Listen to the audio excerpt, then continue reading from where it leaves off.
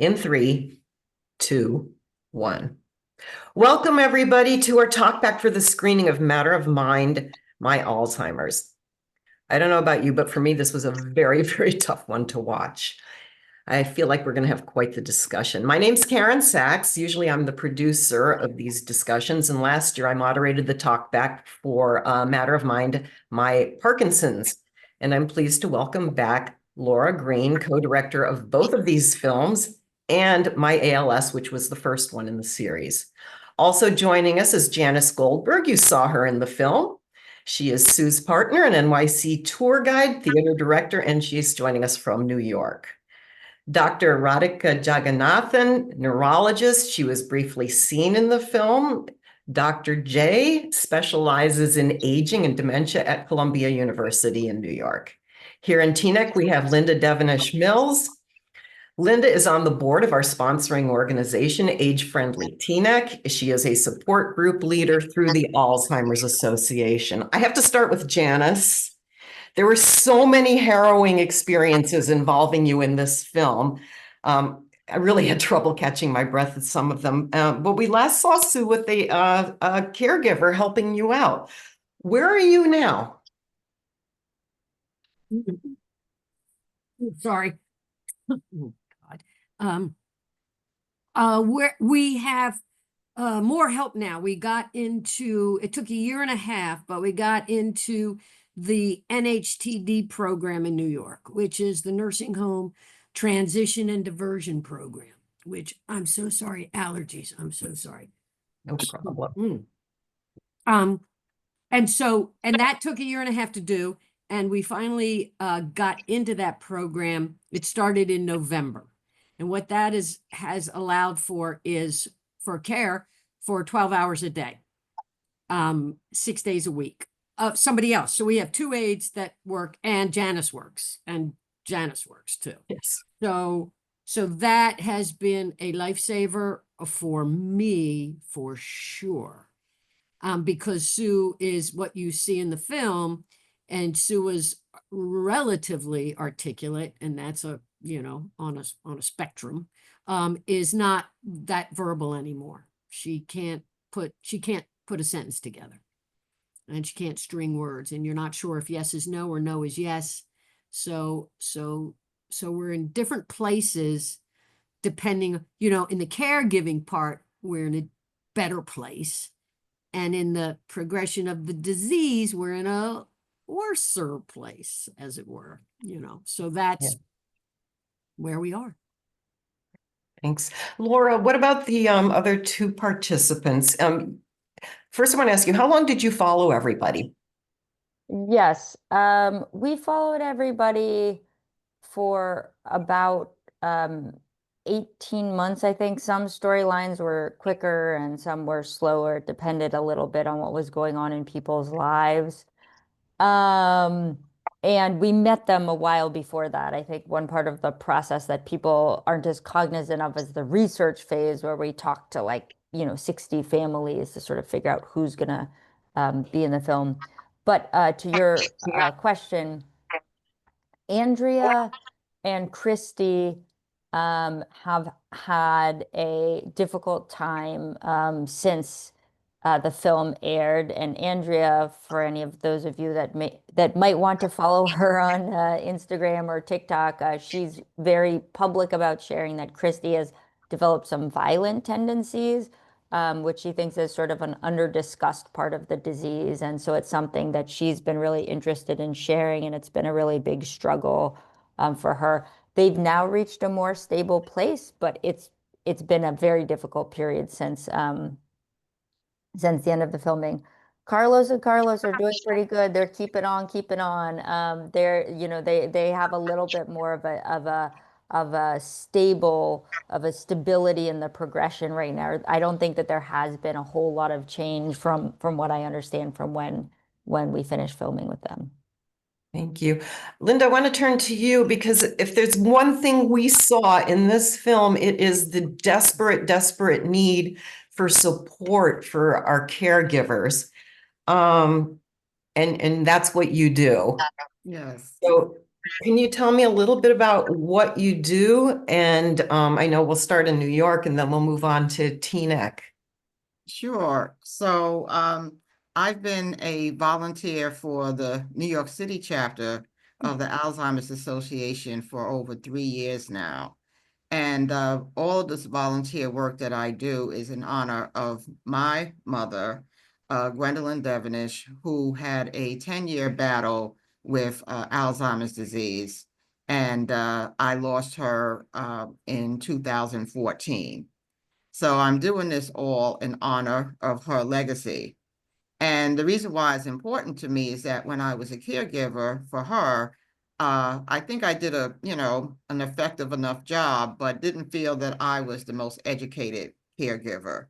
So it's important for me now to educate other caregivers, and glad that I connected with the New York City chapter of the Alzheimer's Association. And the reason why I'm connected with that chapter, even though I live in Teaneck, New Jersey, is that my mother lived in Harlem all throughout her life.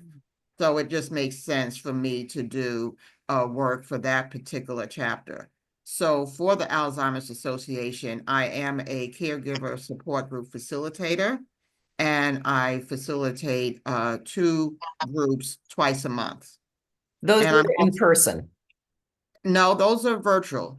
Oh, Yes. So when I was looking at Janice's story, Janice, I don't know if you're in any support groups, but I was going to connect you if you're interested with my support group, so I can connect you with my colleague that is the support group manager, since we do these virtually, and would love to have you and provide any additional support that I'm sure you already have.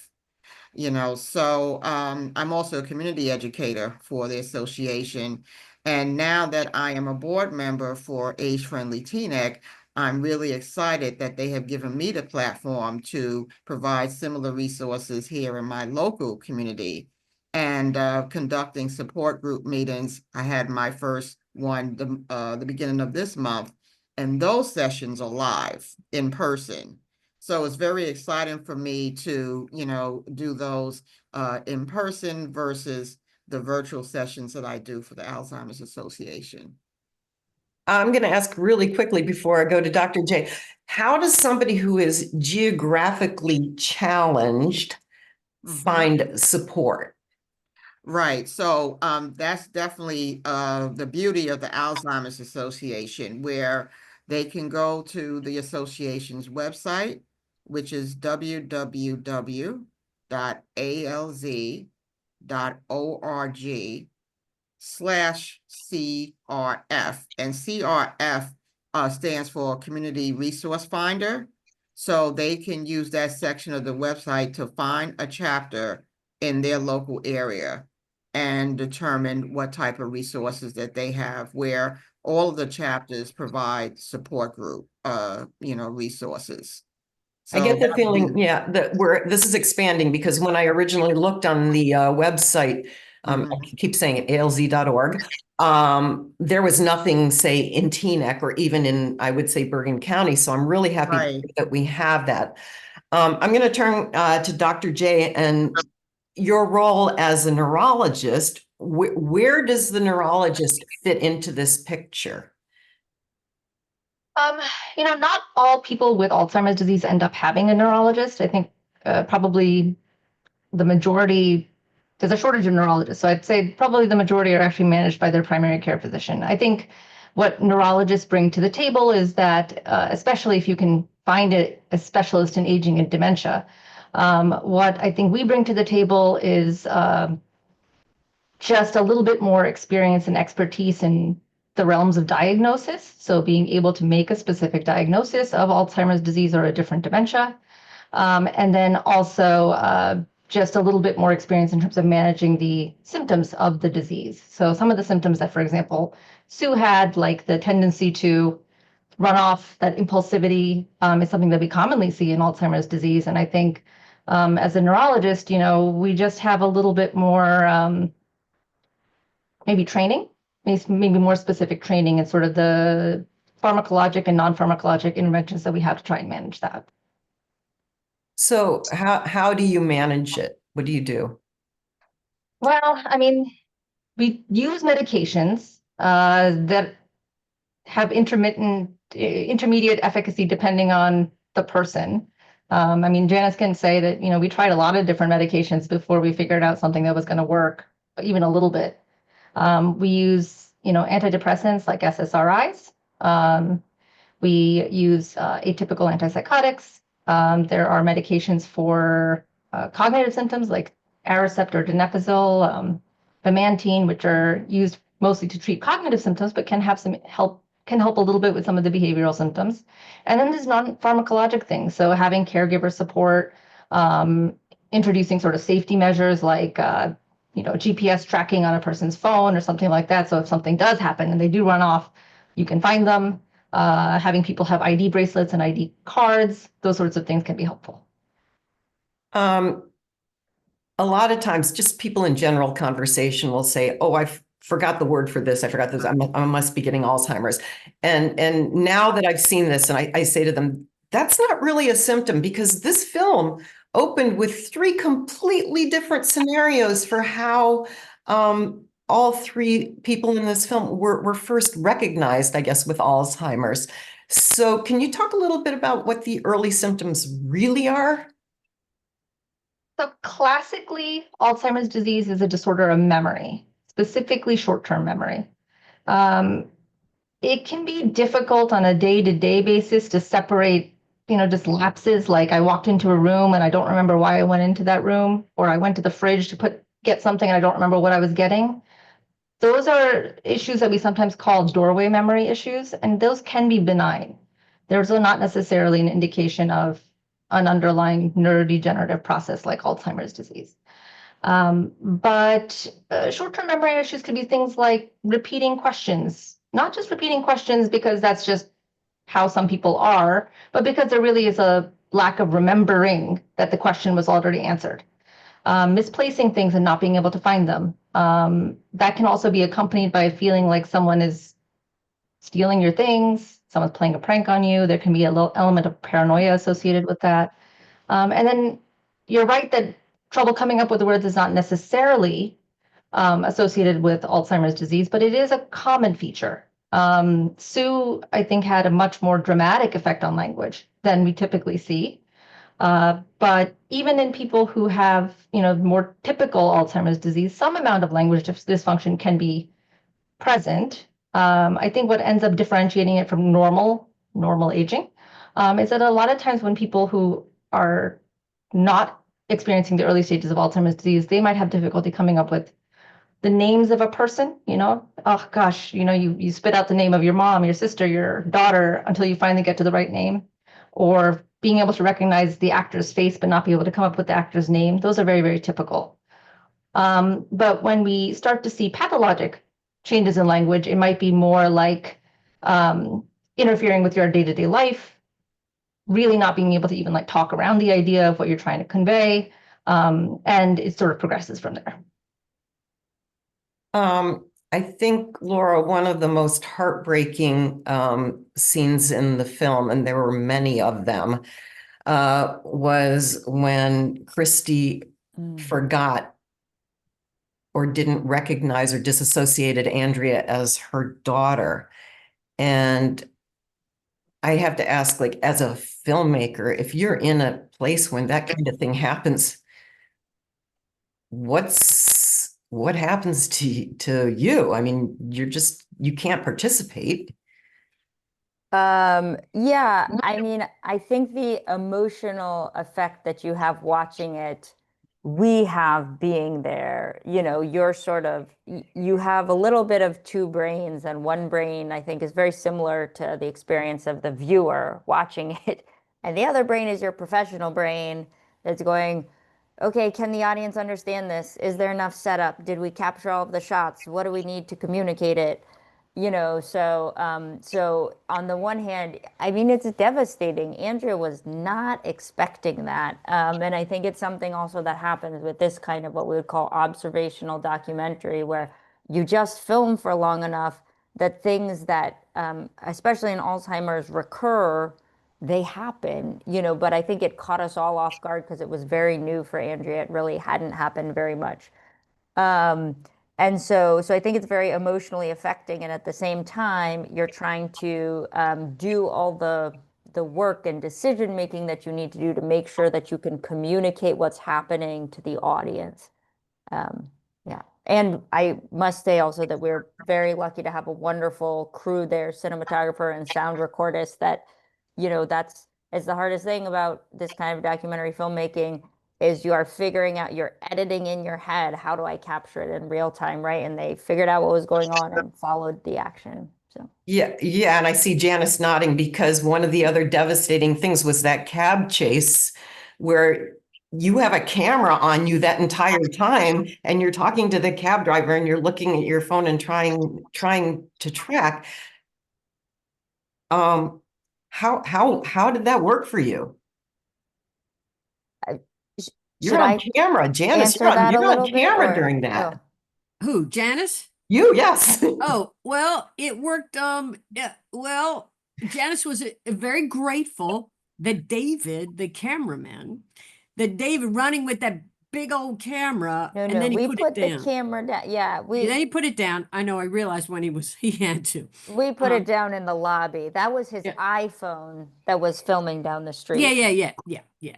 But that they went with her, you know, that they were chasing her too, because as you could see in the film, when Sue wanted to go, Sue was going. There was no, that's, yeah, that's been part of her disease. On Broadway. Yeah, but because I thought when they said, so here's what was so interesting to me later, because they said she's running down Broadway. I did not realize till I saw the film itself that the running down Broadway was literally running down Broadway, not running down the sidewalk. If you say to somebody you're walking down Broadway, you think they're, or running down Broadway, you think they're walking on the sidewalk, not in the road. So yeah, not until I saw the film, because by the time I caught up with her, she was on the sidewalk. Yeah, and So if I could just jump in and Dr. Jagannathan also feel free to jump in since we were all there for that very exciting moment. We tried to show in the edit how things really progressed, which was that Sue wanted to go, and often at that point she would be less angry with the filmmaking team than she might be, for example, with so they said, yes, go, you go with Sue. But that was the first time when she was not less angry with us. She was quite angry at us. And so she wanted to leave. So we put down our equipment, we ran down the street, and that was actually our still photographer who was just taking behind the scenes stills that was just hanging out with Janice and Sue. So he just decided to start filming video as well while he was in the cab. So it was all quite, and then David was our cinematographer shooting on his iPhone. So that was all very, it was very organic and unexpected and kind of just, you know, first trying to get Sue safely and a lot of phone calls and texts back and forth to everybody. It was really scary as a viewer, I have to say. But moving away from that, Carlos Jr. said at one point in this film, "I'm losing the stuff in my brain." And so, Dr. J, I want to ask you, at what point do your patients recognize that, and how do they deal with it? Many patients never recognize it. The awareness is not a guarantee. I think, you know, maybe not, I would say a majority of patients probably do have some awareness of the fact that there is some change going on in their cognition. The level of awareness can vary. So some people will notice very early on that they're forgetting. They feel like, you know, they're not as sharp as they used to be. There's a little bit of awareness early on. And then other people, especially people who have language difficulties, are often more aware early on just because they're like, I'm struggling to communicate and I'm aware that this is a problem. In terms of sort of that later awareness, variable. Some people are like, clearly something is different. My brain doesn't feel the way that it used to be. But there are some people who think that they're fine up until the very end. That's probably not a bad thing. it's hard for the caregivers, Right. of course. But yeah, there's a certain maybe grace for the patient, that comes from not being aware. Linda, I want to come back to you with this statistic that we saw. I think this was in the beginning, that there are 18 billion hours per year of unpaid dementia care in this country. And I don't think I can say that enough to make it register. 18 billion unpaid hours per year. How can you deal with that? How is there enough anything to support that? Yeah, and Karen, I'm glad that you asked me about that because in my role as community educator, not only do I talk about those many hours that unpaid caregivers are actually, spending in one of the most important roles that they can take on. I can also quantify that by dollars. That quantifies to 272 billions of dollars that caregivers are not earning as a result of that role. And, what's happening is that the typical caregiver, most caregivers are holding down either part-time or full-time employment. And as a result of that, three things may be happening where, they're constantly late going to work because they want to make sure that their loved ones are set for the day. And I know Janice can relate to that based on what I've seen with your story, Janice. Or if they have what's called now in the workplace PTO time, and that's a combination of sick and vacation days. Some caregivers have to absorb all of that time to just be there for their loved ones. Or there are people in my support groups that have, put their careers on hold and just quit their jobs to be full-time caregivers. Those are the type of tough decisions that we talk about in the support groups. Carlos being one of those. Yeah. Janice, I feel like if you're a caregiver and you're in this and your focus is here, and then you find out in this wider world that there are other people, does it help to know that you're not alone? And you've said on social media you have support. Oh, well, I think misery loves company, so to speak. So, yes, of course. I mean, the not being alone, and you talk about the support groups and everything. Like for Sue, for example, Sue has to have eyes on her 24/7. You have to have eyes on her all the time. All the time. You go in the bathroom to brush your teeth, she could be out the door and down the street by the time you're finished brushing your teeth. So there's that element of it, of the necessity to be there. And I'm not alone, there's millions and millions and millions of people doing this. So on one hand, yes, but then it's, and on the other hand, everybody's journey is different. Every patient's journey, everybody who has the Alzheimer, their journey is different, which is one of the great frustrating things about the disease and knowing and not knowing, because you react this way under a circumstance, the exact same circumstance, this person's reacting this way and the next person's reacting different and different and different and different. So there's no rhyme or reason or wherefore to be able to get ahead of anything. You can't get ahead of anything. And that's frustrating. I don't know if I'm answering your question, but I think yes. Yes. And I was going to ask you, and I think you kind of made it clear, the one thing you want audience members to understand about providing care is, and I see this in the three very different people that were profiled in this film, everyone is different. Every case is different. yeah, and also, so if I would say that, yes, that no two people are alike and no 2 days are alike. That's also part of it. Like how you react today, you're like, oh my God, that's great. And then tomorrow, we're back to where we were. So there's just, I tell people, look, I work in the theater, and improv is a very great skill to have. Improvisation, if you're skilled at, or you just understand whatever, it will get you through life, and it will help you get through this caregiving thing, because you're always adapting and you're always thinking on your feet. Oh, that didn't work. Now what do we do? So I was going to ask you about that, because we do see you directing a play, a comedy about dementia, and I marvel at your ability to make that into a comedy. Well, that's the playwright too, so but yeah. That was okay to handle. If you can't if you can't laugh, you have to be able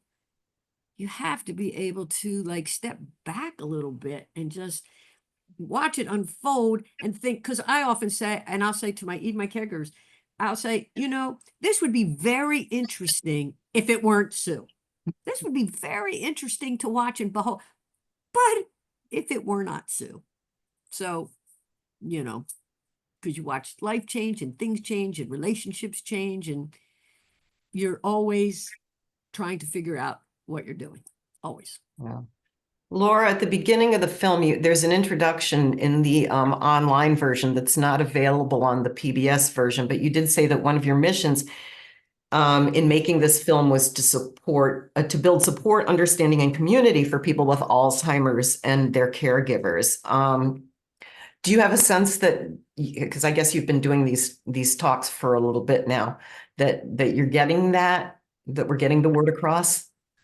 Yeah, there are a lot more screenings than we get to participate in, but it's always like an amazing thing when we do. Janice and I did one, I can't remember what was it, last week or the week before. People were asking every kind of question, from what safety device should I use to keep somebody from wandering, to this reminds me of my brother. And I do think that that there remains so much stigma around this issue. I think it's very hard, having had this in my own family, I think it's very hard as people age for them to know that they're changing, and that people sometimes want to keep themselves home or keep their partners home, and it can be very isolating. And so I think trying to open up space for everybody to be included in social events and public events is really important for the illness. And so this film is not gonna, I wish it could solve everything. It's not gonna solve that, but I hope that it's one little piece of the puzzle.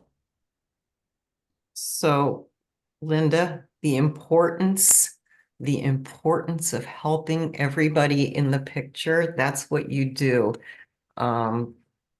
I want to keep reiterating alz.org. Yes. Yes. And that people really should find somebody, correct? Correct. And if I can just take this time, because there's a lot of things that's been shared that I can relate to, and just want to give a little bit of insight of what I experienced with my mother. Because watching this film, I can relate to Andrea's story for sure, when her mother got to the point where she didn't recognize her. So when my mother and we got the diagnosis actually from another neurologist from Columbia Presbyterian. I don't know, Dr. J, if you know Dr. Robert Small. Oh, yes. Dr. Small is still here, though he's not seeing patients quite so much anymore, more involved in research these days. Right, right. Well, excellent neurologist. He was my mother's neurologist.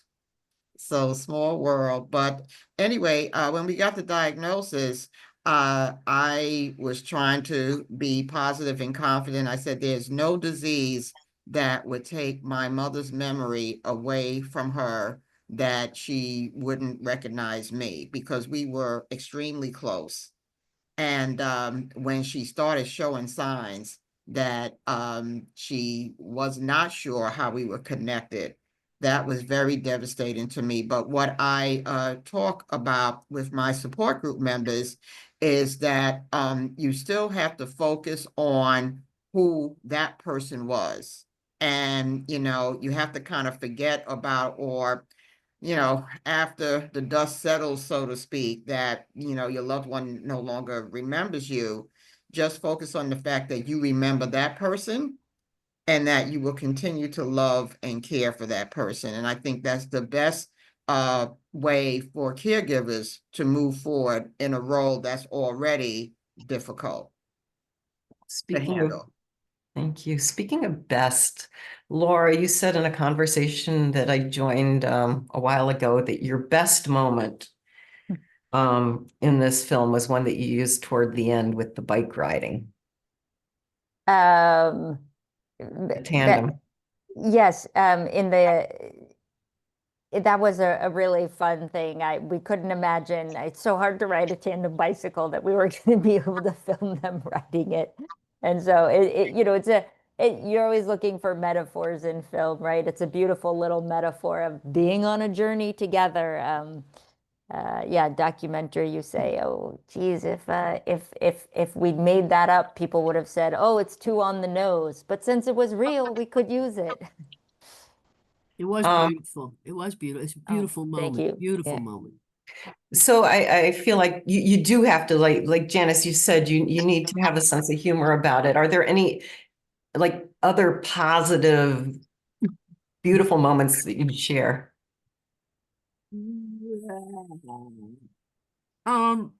When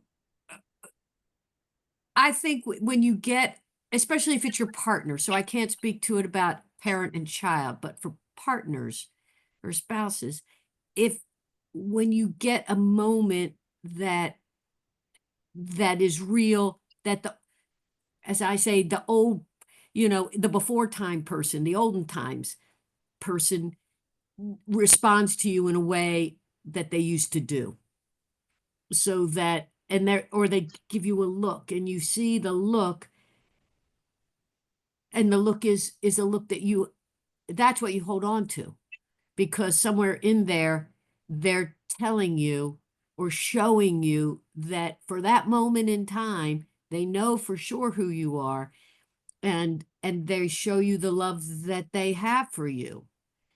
And for me, that's really important, because it gives me something to hold on to, because otherwise, I'm living with somebody, a completely different person than I started living with 40 years ago. It's a totally different person. But every once in a while, I get a win. And I hold on. I think it's important to hold on to the win, because there's a lot more losses than wins, a lot more losing than winning. So if you get the win, you take it and hold on to it. I could go on, but that's a beautiful way to wrap up this conversation, I think. So I'm going to thank our guests, Linda, Laura, Dr. J, Janice. Thank you so much for being with us today. And I'm going to say to the people who are watching, do not go away, because I'm not done. I'm going to take a short break, and then we're going to come back and talk about the future and what is going on with Alzheimer's research.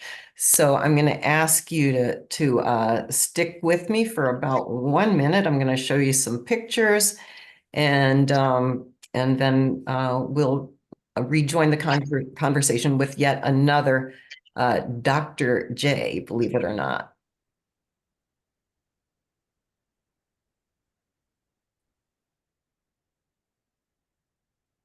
And we're going to turn off our cameras.